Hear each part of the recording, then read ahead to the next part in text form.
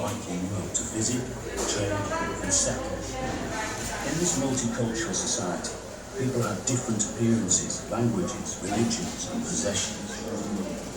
The remains of part of this thriving city were found right here, and by carefully piecing together all of the archaeological evidence and what we know from other sources, you can now visit the Viking Age.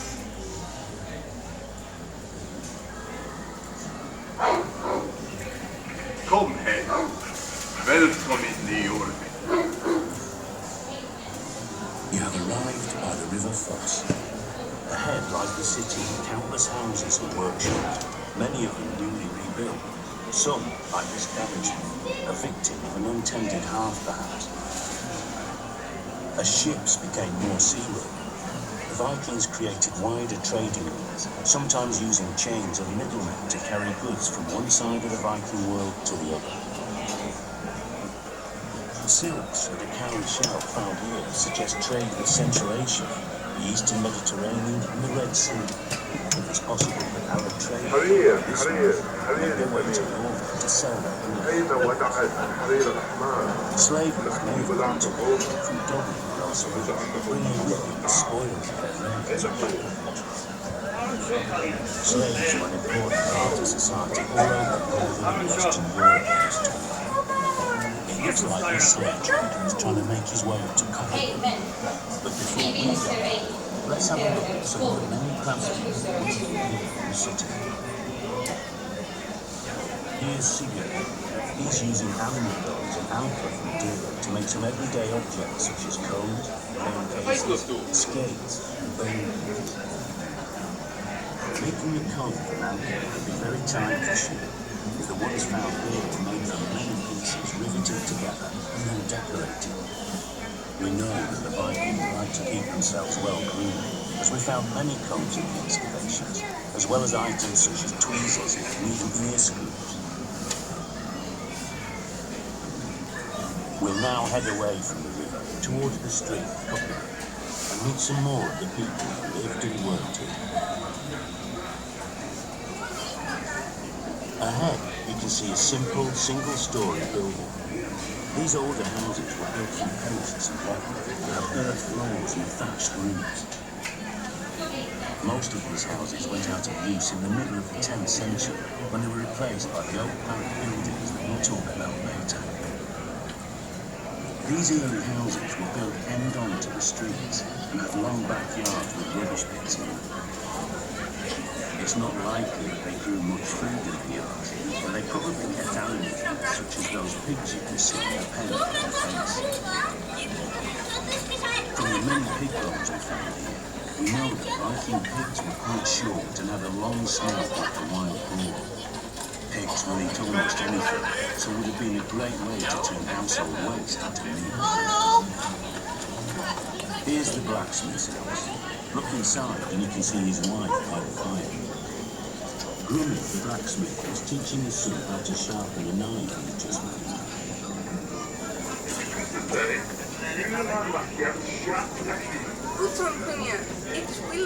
Vikings were skillful masters of their craft, and here in Jorvik they made everything from needles to beautifully ornate bags. Now we'll go across to the next property and visit his neighbour, Anna, the woodturner who lives in one of the new-style wooden plank buildings. Anna is making cups and bowls by turning wood such as oak, brass, and poles. You can see all the wooden core waste in the ground which children may use to save. By the way, it's this street that many think gave its name to Coventry, the street of the cup makers.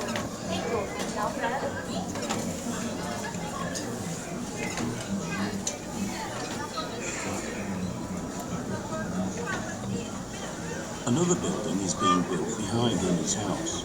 Here, the cellar is being dug out and lined with oak planks before the upper story is added.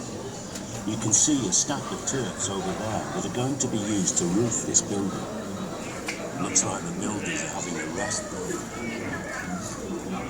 Hey! Hey!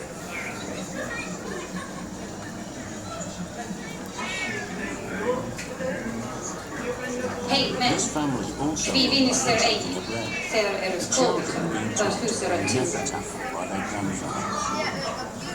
We found a wooden gaming room and lots of playing pieces made from bone, wood and iron, so it must have been a popular pastime.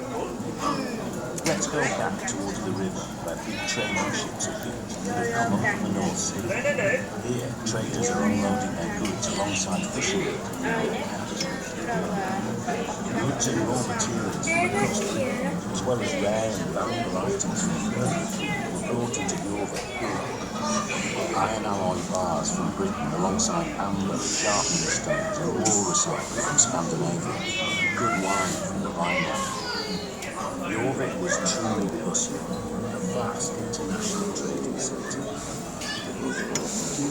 Here's some fishermen cleaning their catch, mending their nets. Fish from the rivers and the sea were brought into Jorvik, and we found thousands of fish bones that tell us exactly what we want, which included lots of fish, eels, and even oysters. So these men are probably doing more in trade.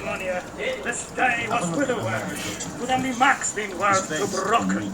Say of you, Based on a scroll which that thou was did found yet in the you Jorvik.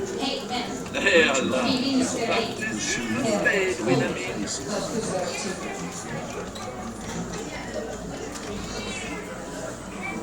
This next plot is a backyard where the people living in it seem to have been dyeing their own cloth. The people of Jorvik spoke Greek and dyed and woven their own wool to make textiles from which they made their own clothes. Natural dye plants such as madder, weld, woad, and dyer's green were all used to create shades of red, yellow, blue, and green. Vibrantly coloured clothes would certainly have brightened up the streets of Jorvik. On this plot of land, there was a gully that contained dyed plant waste, suggesting that a dyed bath had been tipped into it. Limestone lined that ditch running up to this next building, forming a passageway to the back door. Hej män, vi vinster ej, þegar eru skóð, það húsar að tíma.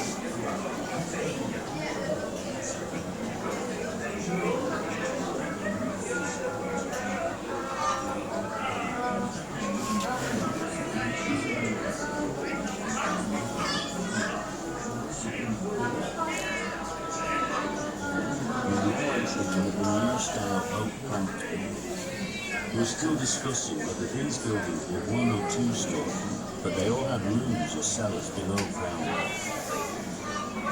As we travelled through this two-roomed house, you can imagine the floor at the back is being built, and you can see the cellar below where goods are stored. Above this sunken room, the window openings are only small, so as you can see, it would have been quite down inside these houses. In addition to the hearth, small pottery lamps and wax candles were used to create light so that the people who lived here could carry out their everyday tasks.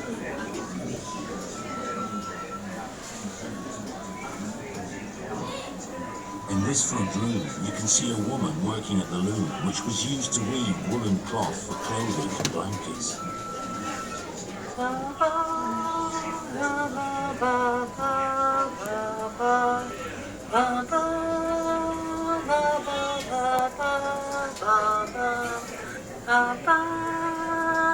We're now moving into Coppergated Street, an important commercial street right in the heart of the city of Jorvik.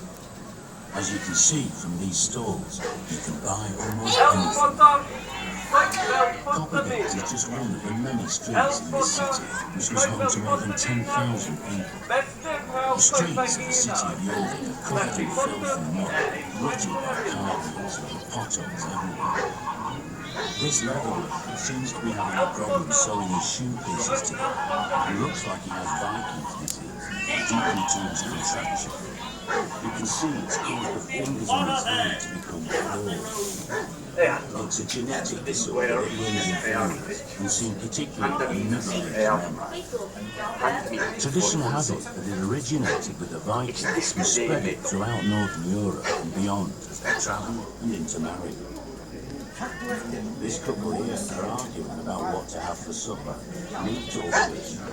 It would seem that life hasn't changed too much over the last 1,000 years.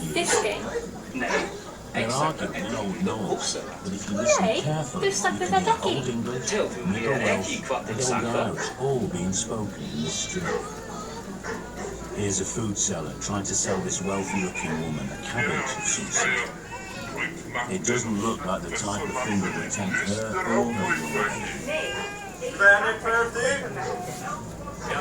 This woman looks like she's struggling to cross the road. We only found 2 complete skeletons in the excavations here. This one is based on one of them. You can see that she's been cut due to her hip problems and arthritis. You can find out more about her in the galleries to come.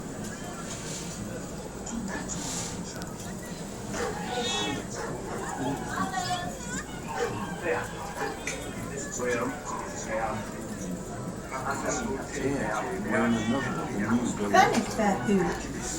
The first Vikings came not Christians and worshipped their pagan Norse gods, but they seem to have adopted Christianity quite quickly. There is lots of evidence for there being a Viking-era church just behind Coppergate, and there were many other new churches built in Jorvik at this time. Here's a priest administering last rites. He would always have worn a stole around his neck, as seen here, as it marked his priestly status. We found a very small silk, pink-coloured brick pouch in one of the buildings. The embroidered cross on it suggests that it once held holy relics, which have since disappeared and are now a mystery.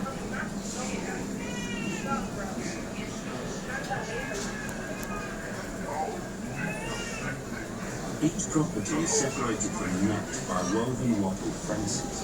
We know from the 5 tons of animal blood found in the excavation, people's diet was quite similar to ours, with lots of beef, pork and mutton, as well as poultry and fish. Supplying this food may have been one of the reasons for the major changes in the countryside we see around Jorvik at this time. In this backyard, animals have been slaughtered to provide wood and other resources. Body parts of cattle must have been always removed to sale, since now about Viking technologies. As well as supplying meat, cattle carcasses also provided corn for food, both valuable resources for making everyday items. Stomach contents and cow dung were other byproducts of the slaughter. There must have been loads of flies, breeding and rubbish bins and dumps across the city. The red carpet there on the fence would have been a regular visitor, scavenging in the city, particularly in backyard like this. Toilets would also be regularly full of human waste, as well as moss, which was a type of Viking-age toilet paper. This mountain doesn't look too happy to be disturbed, so perhaps we might have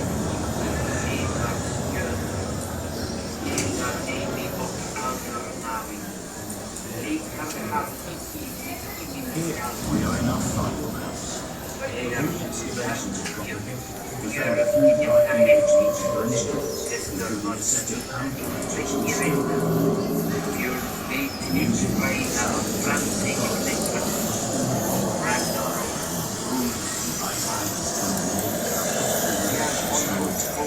tradition that developed in Viking times. Norse mythology, which conjures up gods and monsters living around the realms, still captures the imagination today. And we can picture what it was like